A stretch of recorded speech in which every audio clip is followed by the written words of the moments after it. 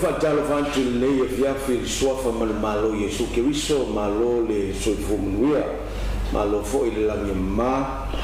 ia so tanto tunu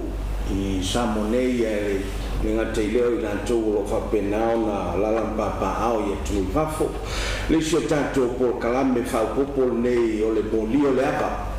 ia ina wo tanto lia mai le lofa mlana leo le tua te ina mai lo soifua ia malo nei fo yola fa tawa ai fa penao na fai malima mavai tala lei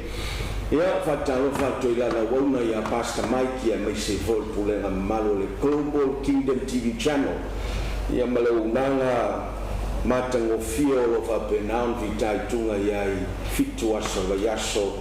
tolu se la uno lima aso tonsanga lo su fai tu la le malo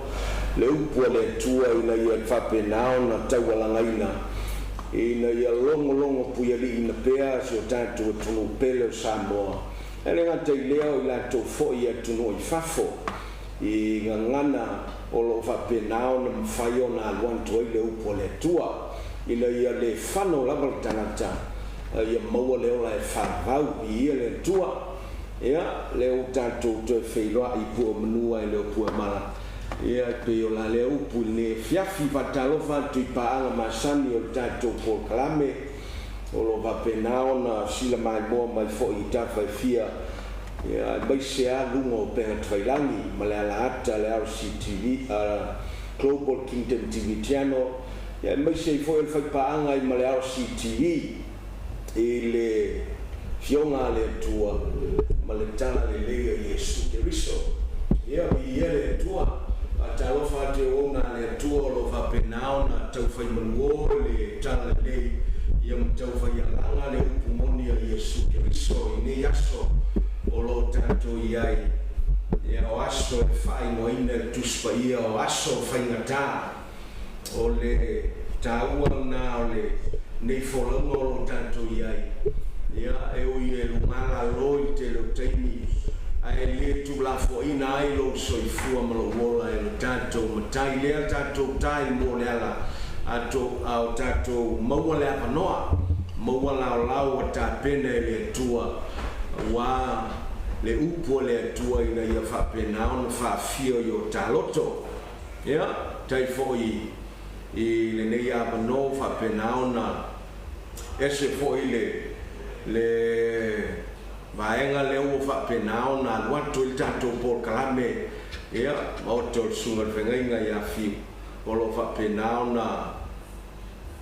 anga ia tuaita tu fasana launga ia ia le tua fa penao na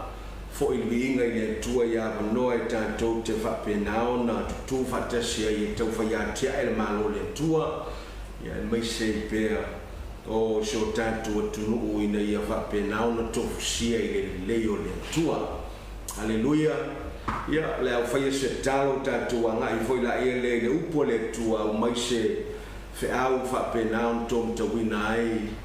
la tafo launga ma le savalinga tama fa fo ia te oile biinga fo ia te oile fa manu fo ia te oile fa netanga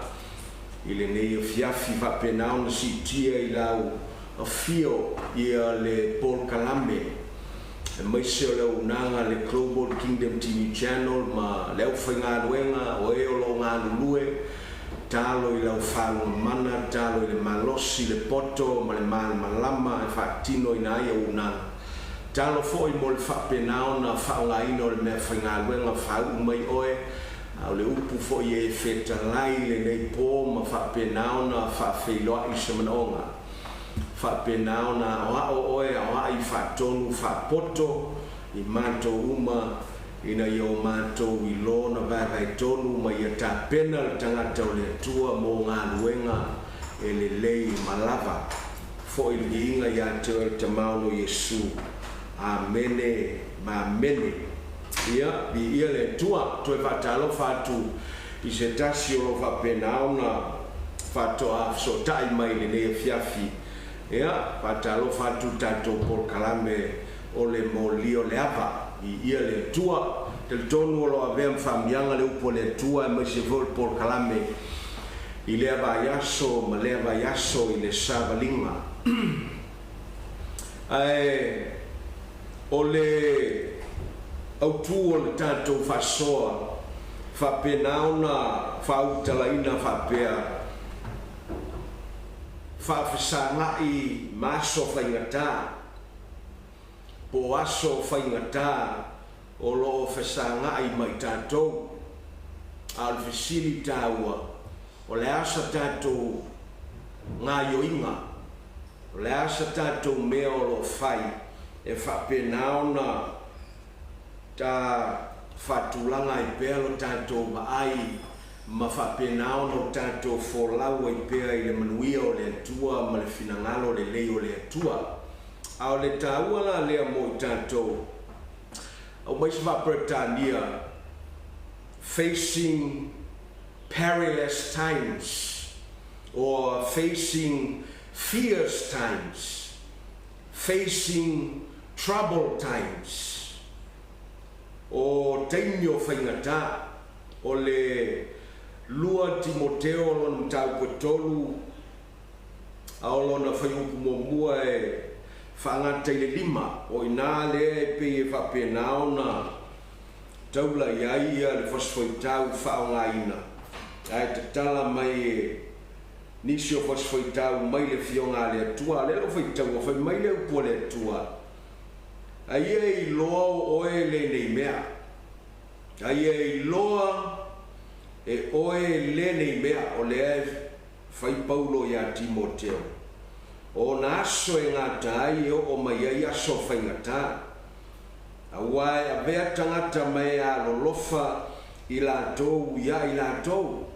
o e manana o i tupe o e loto vii o e whaamawalunga o e upuleanga o e le whaalongo i mātua o e le whaafetai o e a mioleanga o e le loto a inga o e le mawhaleleia o e whatua upua o e le taofi mana o le tino o e whaasaua o e ino i le amio lelei o e whalata o e sona whai o e ua whaafefeteina o e ua tele le manao i mea whaafiafia ai le aise manao i le atua o e ua peise i ua toanga i loto a o le mana ua i lea mea ua lātou te ena ia e alo e se lava i tangata whapena haleluia o le tau o upo le apostolo lo tusi mai whalpuipui o le tusi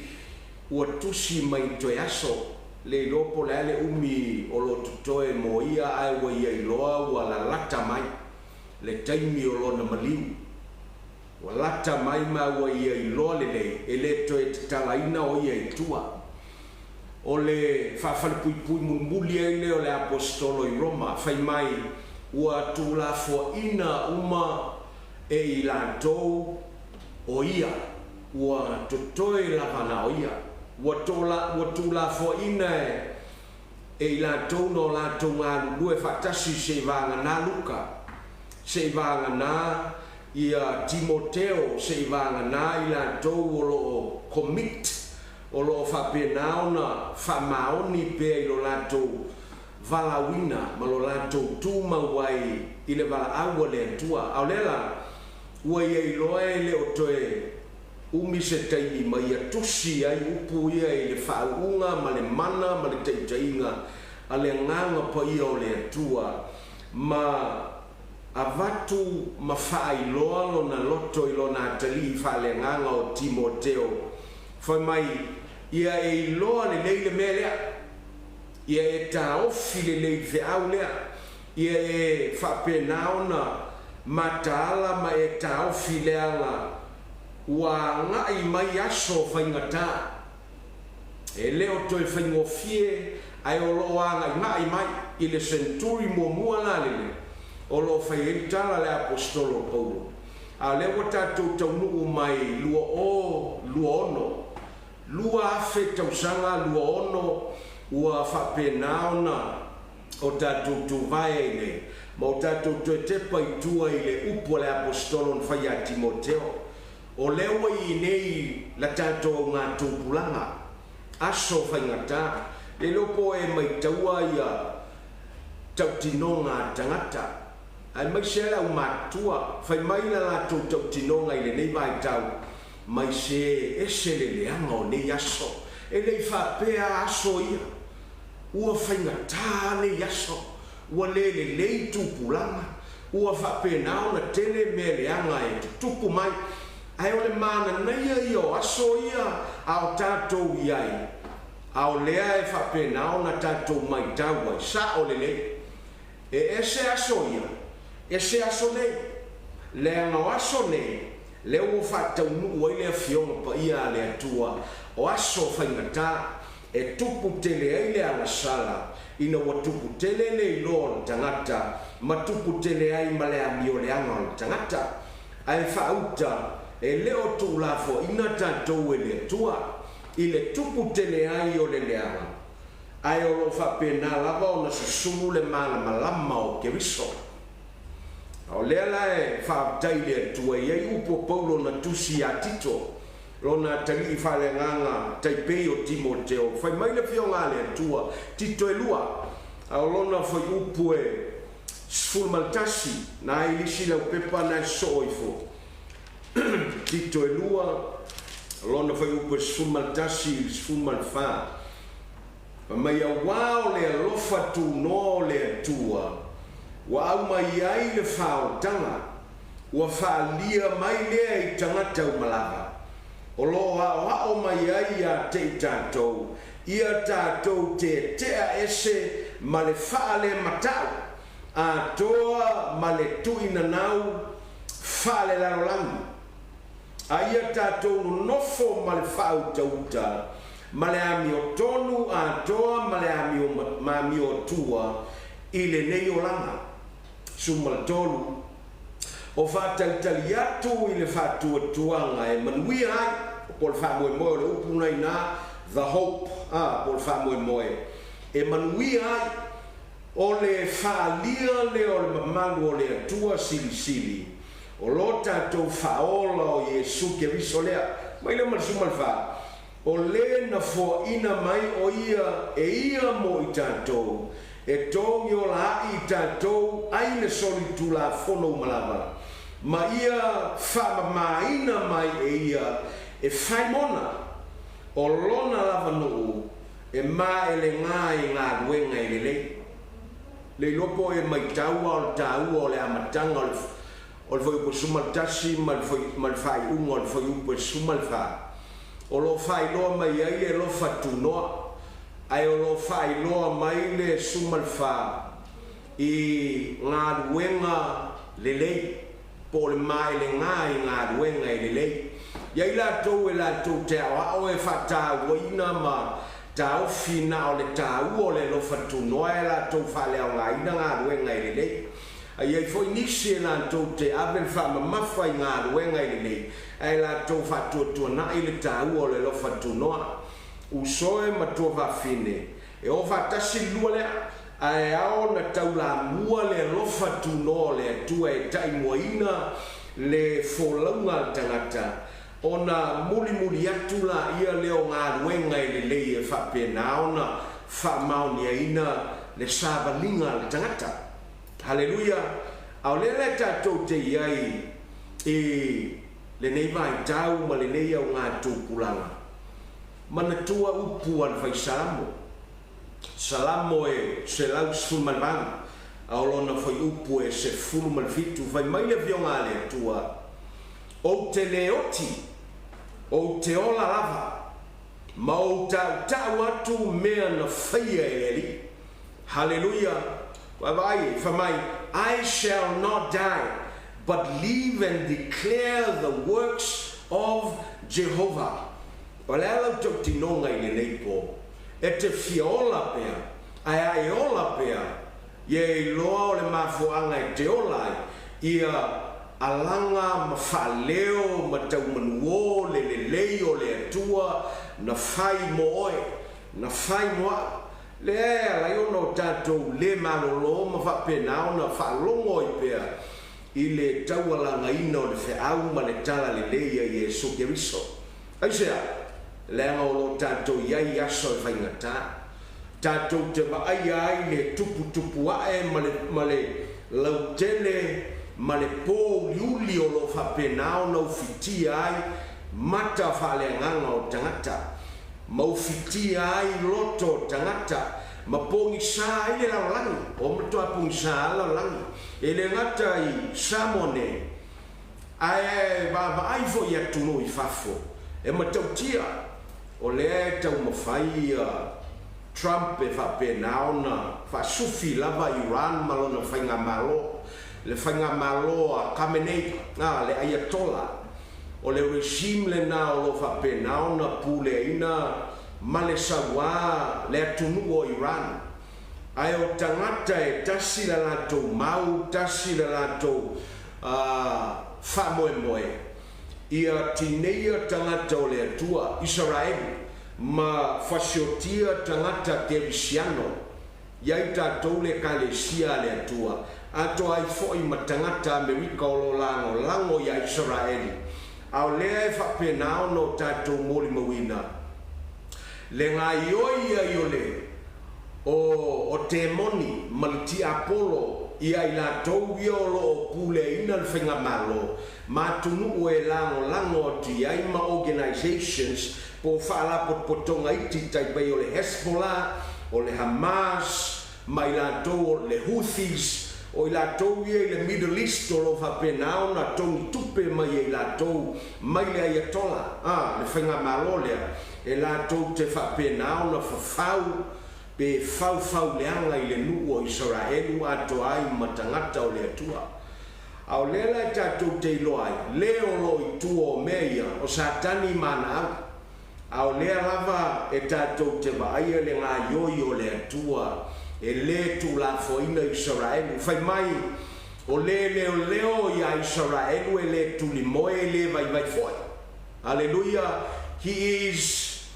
the Holy One of Israel. Famai o iol pa io Israel o le atua o Israel. A o ia foilea o le atua o lo whapenao na ta ua I tātou. Le atua o Abrahamo, le atua o Isaako, le atua foi o Iakopo, le atua o le Kalesia whaoleina. A o lela tātou te vai ai. E whapea mana tois. O le fina ngalo le atua e whapenao na Christianize le culture. Tau mawhai e whakerisiano ina le tū ma le anganuu. A so se atunu e o vai ai samone. Ai le ai e le mawhai e tātou na whai e whapenao mea na. Aisea, le anga e se umatangata o lo tau mawhai e whau le tū ma le anganuu. Mleanga I whanua o lo whapenao no tātou no nofo ai ma whapenao no tātou iai I tutono so tātou tunu. Ai eile me tā ua o lo ngā ioi mai eile atua. O le ngā ioi mai o le atua. O le ngā ioi mai e whapenao na lavea ina le tangata. God is not at work to save the culture, to save traditions. God is at work to save a people. God is at work to save a peculiar people. Le ta ua I le tito lea, le tangata le olo sa ili mai ai le atua, ma whapenao na tau mawhai le atua e lawe ina ma whata pena. Na e ta ua I ngā whaupu e suma le whamai. Ma ia whamamai na mai e ia e whai mona o lona lavanu e mai le ngā I ngā ruenga e le lei. O tangata o lo ngā ioi mga ioi atu ai le atua I so se atunu, I so se ai, I so se tangata ina ia lawe ina mai tangata le ana tofa I le atua mai le amatanga mato fie le atua na electe le atua na predestined le atua ina ia filifilia I totonu ia Keriso se vanga na ina tou na sila mai le atua la tou wala to te ena lonaro se vala na ila to e falongo ile kumoni ai o la to le saune salamo ma liu o la to loto ile tua au lela e tatou te loa mene le ona te ene tangata tala le aisia la ngalavo e faule malo po liuli le malo satani la foia tia el malo satani o le foi la e tatou te faule malo le tua o le foi le tala ile tala le lei o le malo le tua ala foi e tala I fo le tala le lei o le malo satani wo fai mo le tala le lei ai le o se tala le lei o le tala le lei le anga o le tala le lei o lo au mai e tuspai e vasino ia satani malona malo e saulava e nga oi fasim fauntia wa vai ana matau na e fatatia e satani e fau ilona malo e aula no tatou iloa le foi la tatou te la unga le ke visolo tatou talia e tatou te wheloa I lungo au ai o lo talia foi e Israel o lo whapena o na talitonu le Mesia fai mai e va ai e matauma e tu vai lungo le maungo olive ile no whanga sa whapena o na avena e o lo ta ue le tusiona wenga mata umomua au le foi la ia le ane ti keliso e ia foi keliso lo fa penauna la ngaina e la to lo fa penga e satani ma e o lo ituo lo na malo antichrists or false Christs or false messiahs le voi la tatou te iloa e le malolo e va lua me e lua se o ale uma se ia taunu ale uma ai a tatou mori mawina le ia le tele o tangata e fai mai wo faula ina ma o ilotu ma fa penau na ilole ko le tua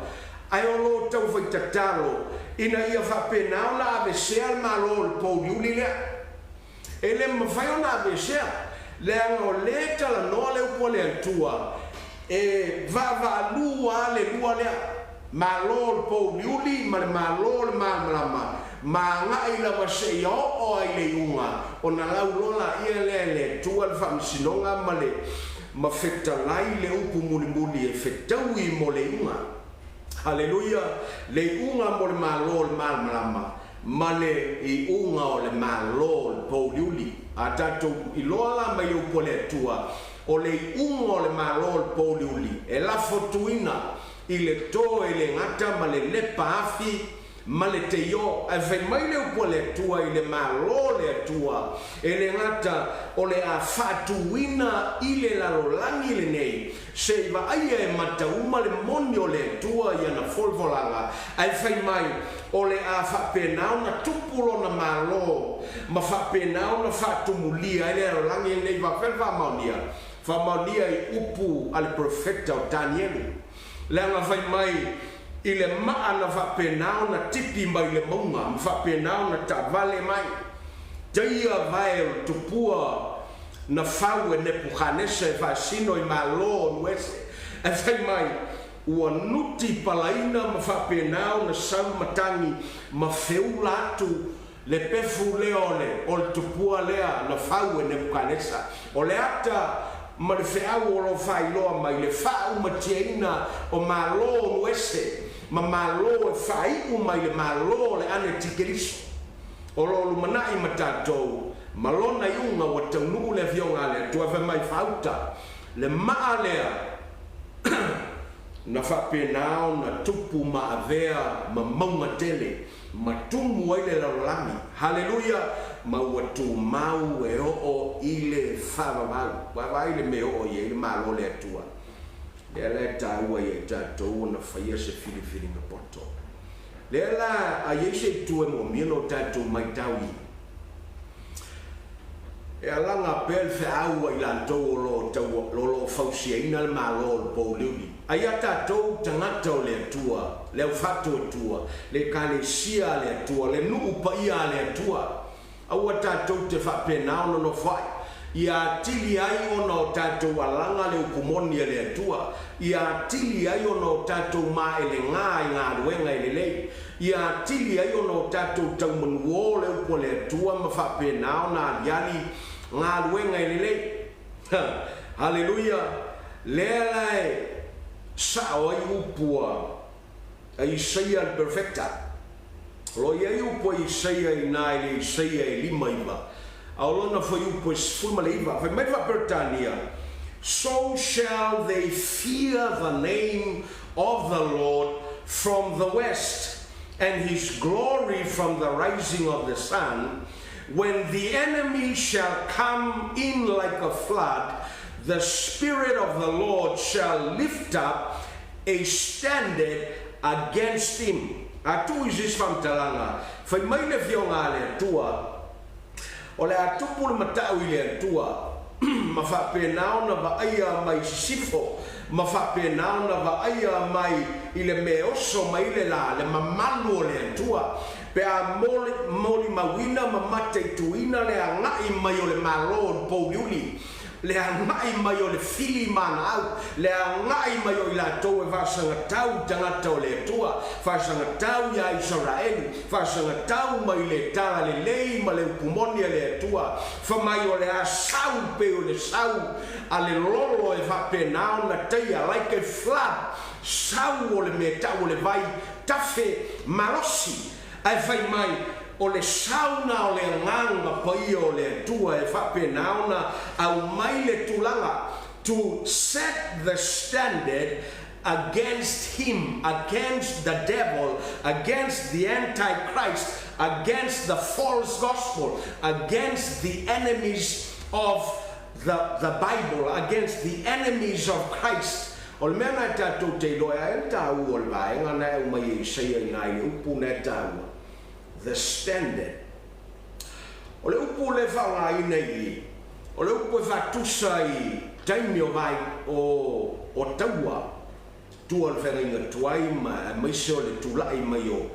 pulenga whale malo i malo nuese. Ai maise voi al nuo le tua. Whai mai a whapenao na wa aia e le teitei au lana au tau. Ua solo muli ma whapenao na i loa o le a whapenao na whaifo le malosi ma whapenao na le fiai la tou o le a i ultulanga e la wha i ai au penga o taua ma o la tou tongi o la tou solo ma fulitua mai le taua ai whai mai o le mea te au e vai e na te whapenao na sue se no whanga ma waluma. He will seek for a hill or a high place ina ia whapenao na nailunga e whapenao na siil tanga vai ma whaangia se tanga vai o le tanga vai o le whatulangana. The banner is the standard. Iso se au tauala e ia banner sko tanga vai e whapenao na sisina e le au tau e loa ai o ai i la tau o le a foi le au tau le la tau te iai o ai e whapenao na whamoe moi e la tau au tau ma le tūlanga o loa ngai mai le au tau o loa ngai mai e tau mai a manu malo. Aleluia. Whai mai a wa aia e le au tau wala ngona vai vai o la tau wa aia le tanga vai. They will see the banner. They will see the standard. Wai lole me o ia i la tau. E la tau te toi whapenao na o la tau a ngai mai le mea o whapenao na si i tanga vai. La tau te tuli le vaenga ma no whanga lea. Se o la tau toi tu tū whatasi ma whapenao na tau manu malo taua. O le la tau whapenao na tau se ia whaiu manu malo ina taua. Wai lole tala e o mai i manatu le loto i le aviafine mana tua le taua Israelu ma maleka i tua le tusio e soto maua steme vai tau iai au nisi voi o lo mantua e soto mtau po sfulma le fitu o lo whapenao na manino i le fionga le atua whai mai na whapenao na poloai e Mose Yosua filifili le au tau e o e tau ma maleka au le la wanu i maunga le la walu mal toto o fai mai o le upole tua au tau Israelu ma maleka I aso lea sa sisi e mose ona lima ma le to'o fai mai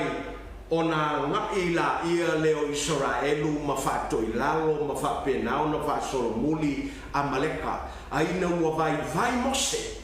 I ona lima na si ilunga na whapena foi ona pa ui foi lalo mai loa le solomuli o Israelu le aso lea ai fai mai o atu huro marona ma whapenao na au mai a mose ma whanofo ilunga le ala ma whapenao na whasosani atu I ona lima ma si ilunga fai mai na ngofo ai lunga lima o mose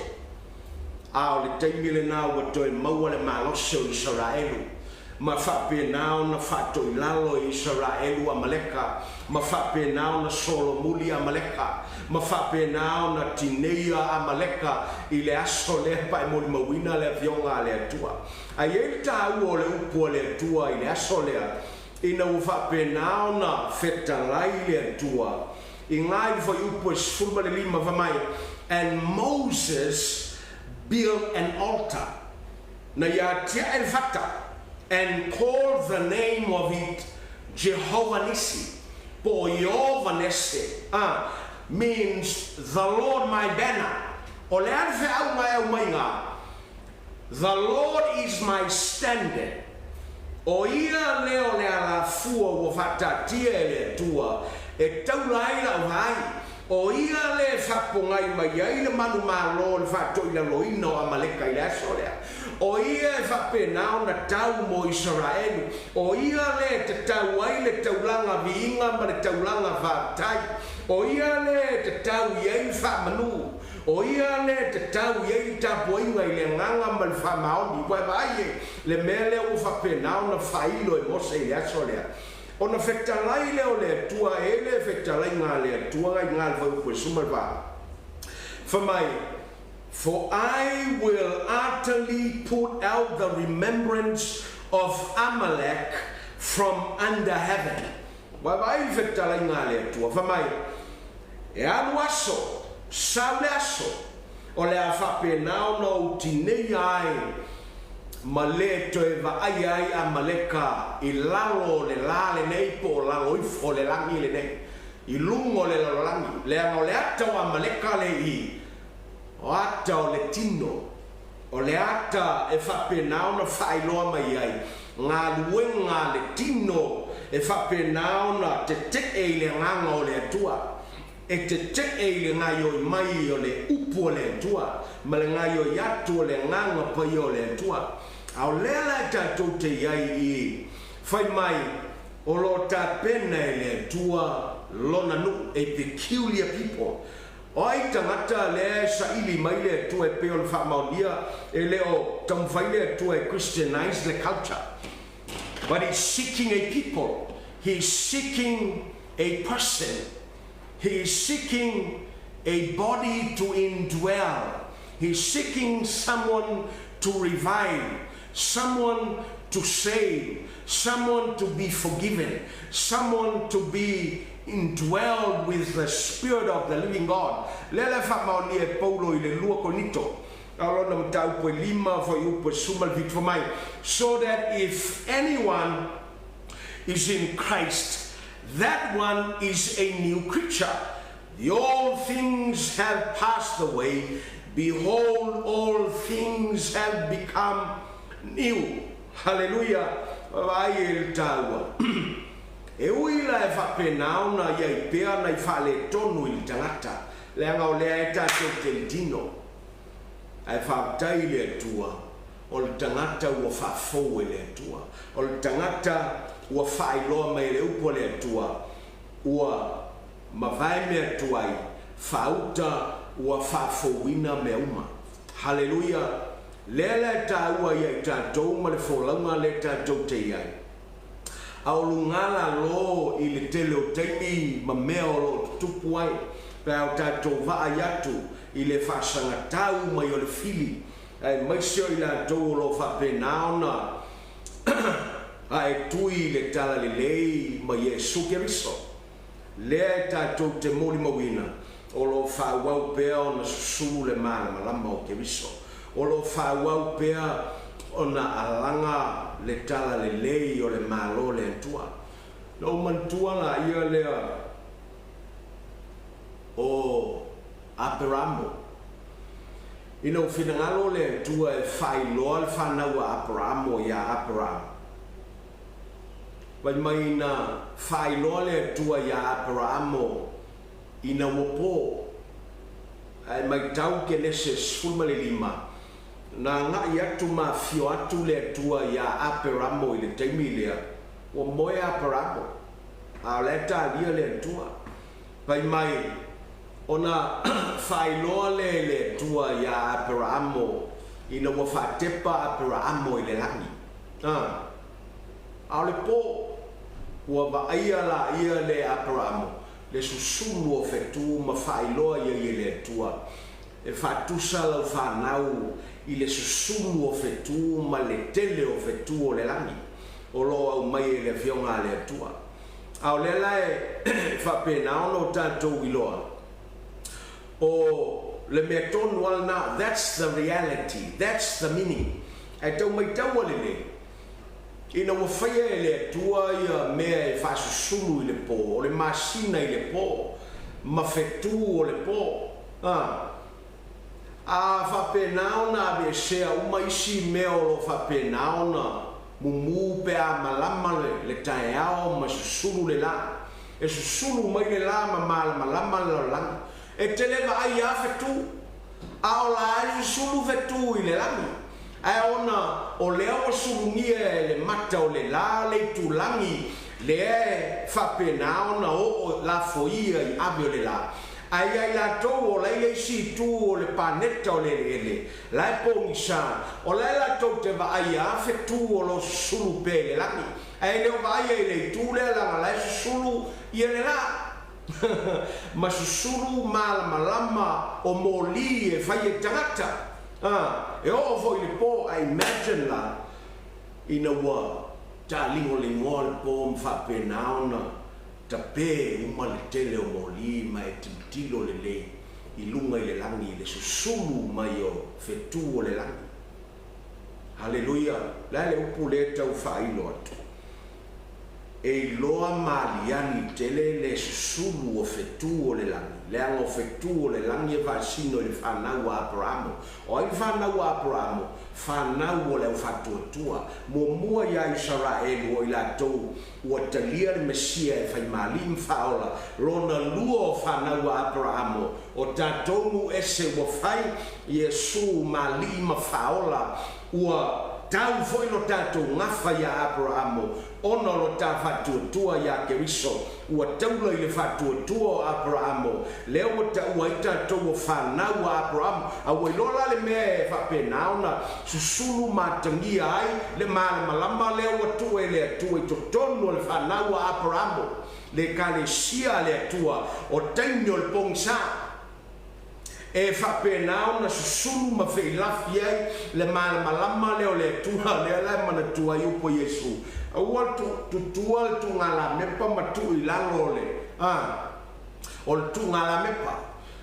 awal tua i lalo le laulau awal tua i lalo ma le mea e whapenao na whatua i whamai au mai lungo le mea tua i tu ngala mepa se whapenao na whasusulu atu le malama le anga tu i lalo e pongisa me uma e le iloa mai le malama ai atu i lunga le malama ona mou leo le pongisa lea la e tatou te iai le taimene e le o whapenao na whetalai le upo le atua e tineia le pongisa lea ngai iai pea le pongisa ai le whaktanga i le atua o le iai pea le pongisa se wavalua pe le lua lea se sau le aso ma le tula ma le taimi wa tofa i le atua e laua i le ingo le pongisa lea mana ngā luenga malona iunga ma le tali o lo whapenao na sauni le atua e tali mai ai i le whamasinonga tonu o le atua le le whawhenwha maunia le mele whamaunia pa e alu e whaitau i le mātai o e sfulman tonu lo ia tala ile titania malisaito vai ona ia lulu saito ma fa pena ona lulu saito lele ona tupu leo le saito lele ai peitai wa alu le lulu saito lele ia e saulola ia leo le fili malulu le fatu o le titania ma fa pena ona tutupu ai titania i le fatoanga ua uma ona toto ina ai le saito ina ua whamamalama i e sulbelea ina ua fisilingia e leo so pe tatau ona vele esen titania e whemei e su aua tu ai pe titania tu e wavalua pea le ola ma le tutupu e o le saito le lei ma le titania le anga e te lokea lo le titania a fia lo saito e te loke lo le titania a fia lo saito a tu i si tu na fa pule Yesu na ele o tatou e faia le fatu langana ma le vaenga ma le teimio le famsinonga o angelu le tu e faia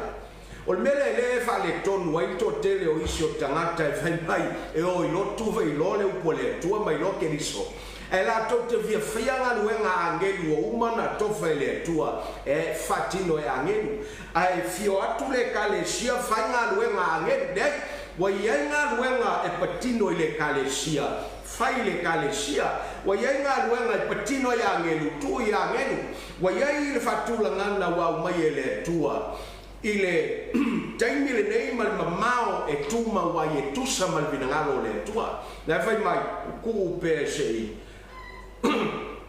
ola pe le lua lea ile no fanga lea no ole ile aso e tu bala bala pe tu ese ai le titalia ma le sai to fai mai e saule angel ona tu bala bala leo titalia ia ona fusila ia lea e la foina i afie sunu ai wa vai e tau mai tau a le nai o le mea ese le saito le lei ma le titania e loa le senga e ui e kai folinga o la lau ma lo la tupu a ui loa le mea ese i fua o mea tonua o le mea tonua na whamau whailonga lea e loa aile se senga o le malo le tua le tangata faolaina le tangata waiake riso ma tangata e fafolinga e anu yake riso e le yake riso ma tangata e fafolinga e anu le lotu e le mole kalesia le tua peio na ta ua e Paulo i le lua Timoteo le e tolu le ana faitawina famai e pei e iloa e to anga i lotu ai wo la to te ena le mana o le tua vai o ai tangata le fasino ia ile upo Paulo e le fasino il tangata la ile alu zerotu o la fasino il tangata e alu lotu o la ko anga ile fanasa ai la to te ena le mana o le tua e fai loa ile potpotonga a le tua ile teime tawa fia ai tangata o le tua vai o la ko kong le fe me Yesu upea le la ia tanto atanga pea o mai pea o mai o mai o mai o mai atanga pea ai hele upu le tua na e mai ngaile fai ungol tato foi upu na e lima ile lua Timoteo na e tolu foi upu e lima fai mai le fionga le tua o e o peise i o to anga i lotu a o le mana i le mea wala to tena. They deny the power of godliness. They deny the power of righteousness. They deny the power that is at work, the Holy Spirit at work, and the gospel of truth at work.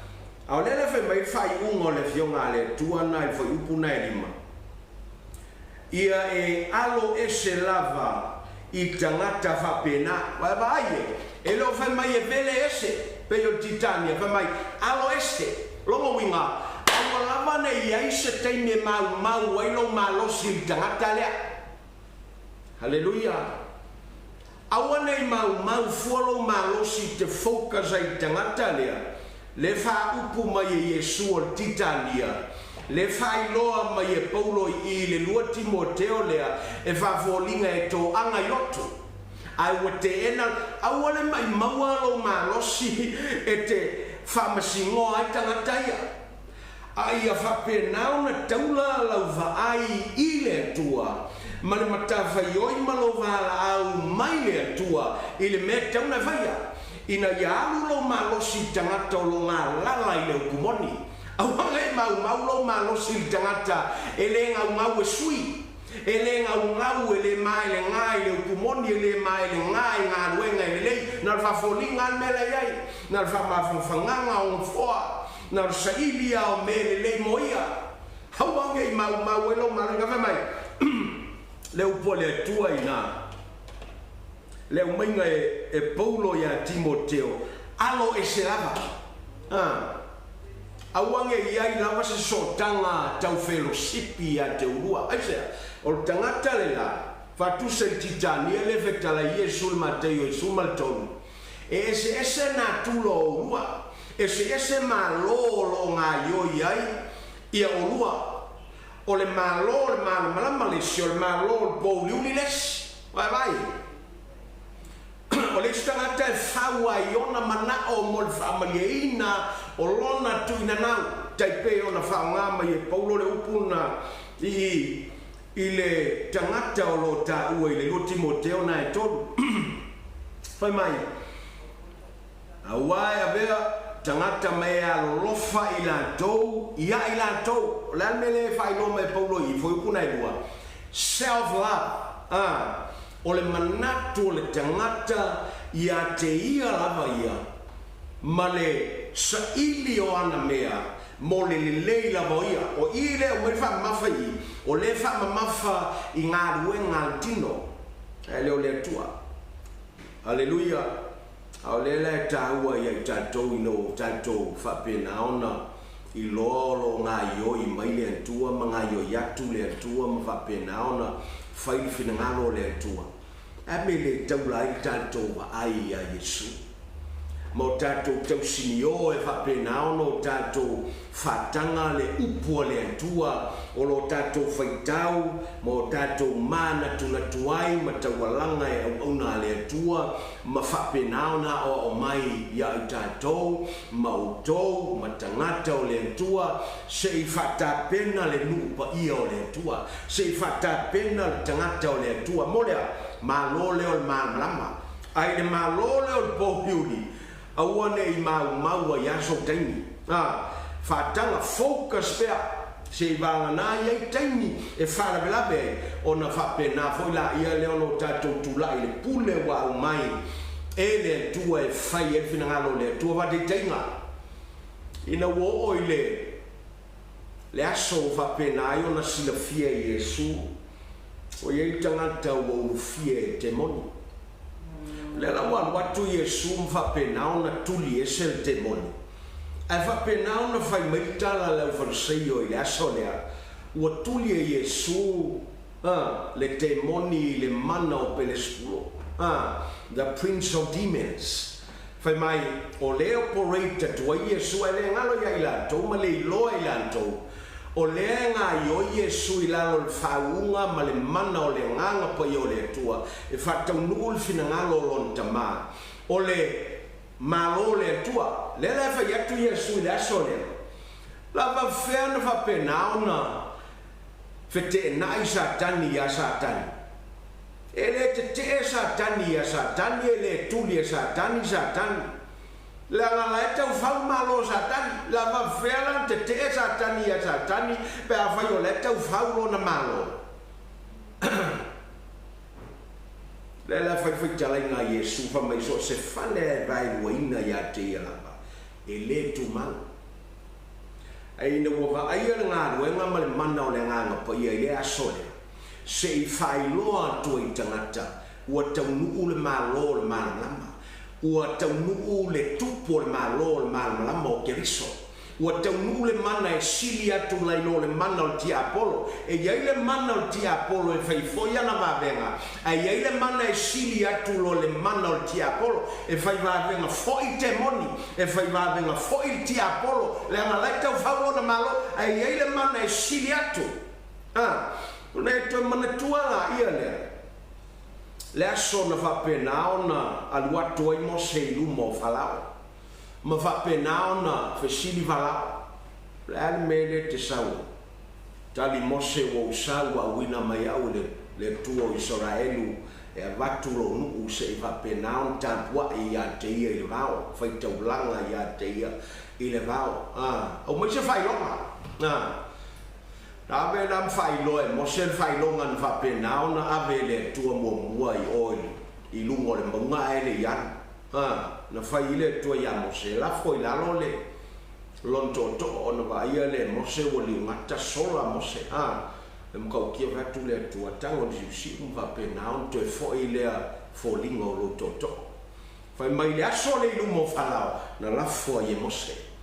ai fai mai na o mai e foi ma fo mai po taula itu farao malafo foi ala to I lumo falao wali ngata foi fai mai le ole upole tua ona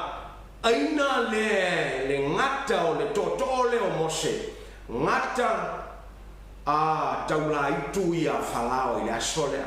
o lo men tu pule asolea ne to foi taula itu a falao e au no man toto au noa mani me to e whaieni ala tau whailonga e lo ai matautia le mana ala ia I han tau aisea le anga lewa ai umaene e toto o mose lewa li ngata ia ngata lewa li ilea o le ane me leu to e whailoi ua to e whai mose le asolea ua peti lang toto ua mamawhalong koko ua makaukia long koko le anga lewa whalia le mana o le tue ai eisi si taimi e ali ele matautia o le tua te peo sulu ma le pupula matango fie fetu o le langi kaino le pomsa le ana fai e Yesu ngā ruenga tuli te moni le ana fai e fo e mose ngā ruenga I lumo falao o le taimi e whapena ona a fea I pomsa ma fia matautia le pomsa I lona mana o ina e whatanga e le tua ma ngai mai le tua se whailoa le mana e siliatu se whailoa le pule e siliatu se whailoa le atua e siliatu se whailoa le atua se whapena ona matulvi inga ia te ia matul whamoe moe le wale iso le whamoe moe wheo taula ilo whamoe moe ale whai mai upo paulo I titona o lo whapena ona ngā luele tua se whapena ona ta pena tangata o whaiunga lea o le tatou whasoa whaiupuna suma tol pamai o whatalitali atu I le whatua tuanga e manui ai o whatalitali atu I le whatua tuanga e manui ai they are waiting for the hope of glory that will bring peace that will bring victory to them and glory to the Father. Hallelujah. Mai lau sabalinga I le nei vaenga le fiafi. Le lopo e matafefe ponsa. Le lopo e whapenaona le mautinoa ma atungalu lo loto ma e whapenaona le mautonu ma whapenaona alu vale lo malosi e tau tusi lima I tangata le whaolaina ma tangata o lo no foia le lotu e folinga I titania awange mai mawailo utei vatanga pea le anga o le vatanga e le tua se ia o le unga o na whapenale o na lau e le tua le whaiunga po le whamsinonga ma le unga mo le malo le o le pouliuli ai se I o tatou whapenao na whatawaina mea ua whataua e le atua I le taimele nei e se manga I o upua whaiui I tatou e le upua a mose na whapenao na whailoi le nuo le atua e le kolosi atu I ele o kanana like nine Deuteronomy lua suma le iwa o lona foi upu e lua suma le iwa fai mai le fionga le tua whapertania the secret things belong to Jehovah our God but the revealed things belong to us and to our sons forever, so that we may do all the words of this law. Wabaye, famai, wayaime lilo e patino naole tua lavaya. Ai famai, wayai foi meu failo ele tua ya itato ma tato fana wo met e favavau. Fai mai na ia lea, io tato sauni e fai meu tato wiloa. Mo fai loa mai le fionga le tua. Ai ai me wo fai loa le tua. Ale wo tu sie le po le tua. Ai ai me o lilo e na tia na le tua. A weta sa ili e tau fai te fie loa. Le nga o le tua ma o tali au mai le tua le ai. Fati taima. Pe fa kodu e visili le uso il tende fo tende il malo le tua na di liu mai e sul focus la wolia il nga wenga al fatala lenga mal malo le tua mal tala le o ai to aso e afio Yesu langi il nga wenga mta mo to fa ya tua pe le o tende le fo tende il malo restoration of the kingdom vai mai Yesu fa karikali Yerusalema e afio I fole nga pa ia ilunga ya toto o le afa pena no to mau le mana mo le afa mo fa ia nga do ngal fatala lenga a mata Yerusalema Yuteia Samaria matu inga la langi haleluya o le tau o le na amen e na o le tua e na te sila fia wete tultulia tele mena le nga ya no ino tangi ai fai me o fai lo ele tua I me lilo o tu mai o tato lima e tato te fape nao na o tato te fape nao na langa mo tato fai lo ai mo to tio le tua fape na vina ngalo le tua I le fia fili nei mo tato haleluya amele fai sa filinga pe ai fia ia le malo le o le mana le ngol fina ngalo le tua ia ola oe ola mangalo oe mangalo ai lola tonu sa taulo sai lungo korokota I le asole ai matei tuina le sa taulo o ngā tonu e tu mawalunga nai lo sa taulo e luan tau ai panota koi lo sa taulo na o ngā tonu e le whaia mo Yesu o sa taulo na fai mo parapa e tau mai taua parapa na fasa o toina e Pilato parapa ono mana ongo o Israelu ai suitulanga Yesu mo parapa na laion tau Yesu il santauro parapa tanto ai va taile tua wa manatu mai Yesu tulanga mo oe masuitulanga mo au se ia fa pena ona moeta wala manuia le fa manga longa mal fa moe e tau le fa ba am fai fo ne moe le fia filne la fa ina tau wala te tono lo roto e o mai ai la me tono le tua te tino lo motu e o mai ai le ola mai le tua fa manuia le tua ne fia tamava tai mo lo upu fo I vinga ya te oe ai se tasi fa pena fa miena lo loto I la upu fa feloa I manonga fa maluia ya Samoa mai lava I se o pito matua se o lava I se o pito iti fa maluia Israelu ya ilo filemu ya Yerusalema maluala le lei la upoia maletino la utelo ke wiso ono swafo Yesu amene mamene ia le nalo le tua ma le le tua fa pena foi on fa muia fa nga malongo le po pena mo le sa mo ta tu to fe lo e nava yaso pe ate te na toilo so fu amalo ne ola ono Yesu amene amene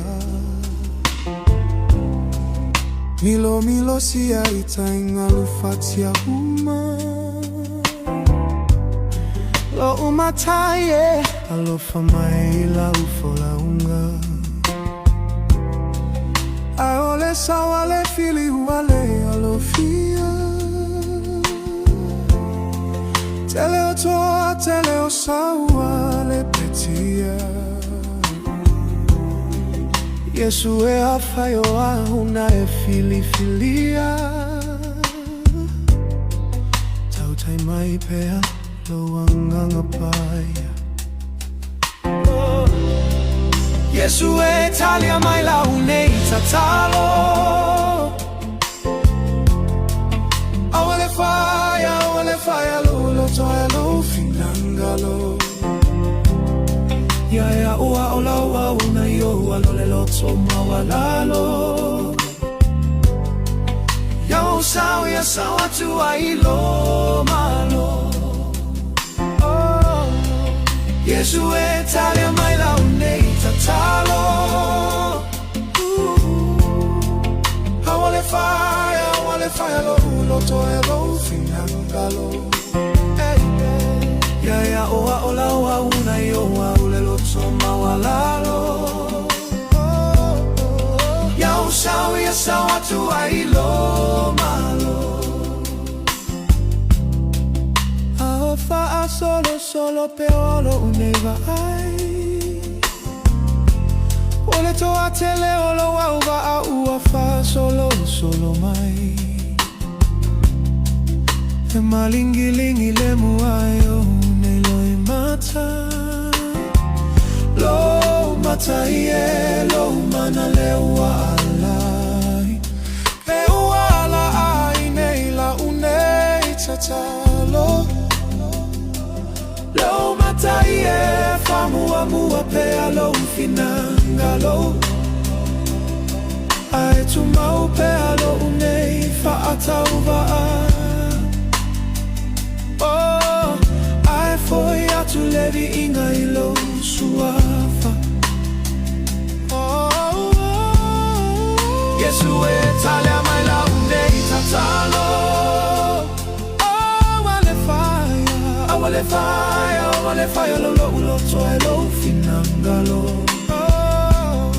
Ya ua ola ua una yo alole lo toma walalo. Ya sawa tu ailo malo. Yesu e talia mai la unei tatalo. Awale fire lo toa lo finangalo. Auna yo ala ule lo toma walalo. Yeah, sawa tu ailo malo.